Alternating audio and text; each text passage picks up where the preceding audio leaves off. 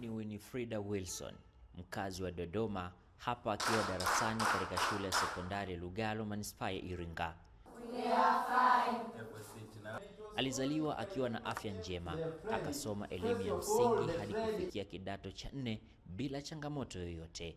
Hata hivyo, maisha yake yalibadilika ghafla baada ya kuugua presha ya macho, hali iliyosababisha kupoteza uwezo wa kuona.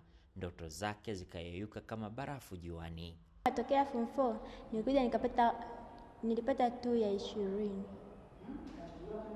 Nikachaguliwa kwenda kusoma Dar es Salaam Kinondoni, shule inaitwa Mabwetumaini.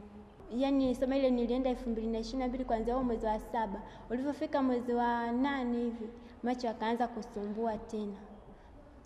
Yakawa yanasumbua, yani yanatoa machozi, yanauma, yanakuwa mekundu. Nikarudi nyumbani.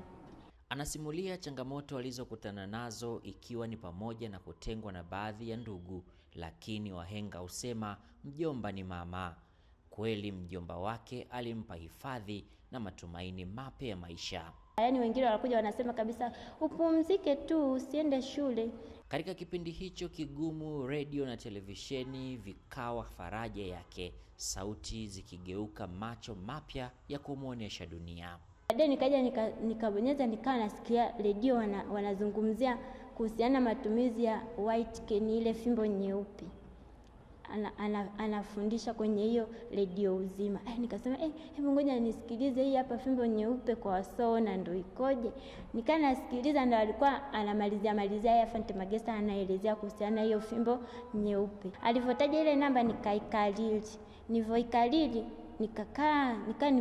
nimesema huyu hapa nikimpata mtu nimwambie aiandike hii namba afu anipigie huyu hapa. Niliwasiliana na Wizara ya Elimu na mkurugenzi wa elimu maalumu kutoka Wizara ya Elimu ambaye anaitwa Dr. Matonya, ambaye alilipokea kwa masikitiko, lakini pia alifurahi, na ndiye aliyeniunganisha na TAMISEMI.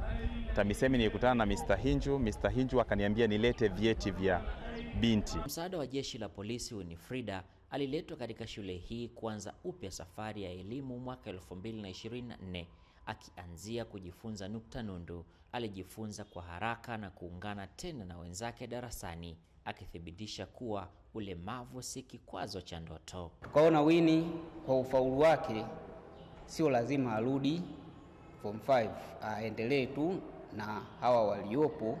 Sura yake kanigusa. Hapo ndo kaanza urafiki wetu. Nikajitolea, nika hivyo natembea naye, namsaidia. Leo hii Winifrida amewanyamazisha waliomkatia tamaa.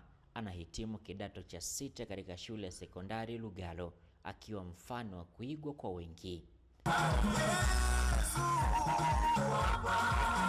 Kwa kutambua juhudi zake, ametunukiwa cheti cha ujasiri na uvumilivu, huku jeshi la polisi likimkabidhi msaada wa shilingi milioni 5 kupitia kwa mkuu wa jeshi la polisi kama sehemu ya kumtia moyo katika safari yake mpya. Muhammad Nyolingo, Iringa. FM, Dar es Salaam.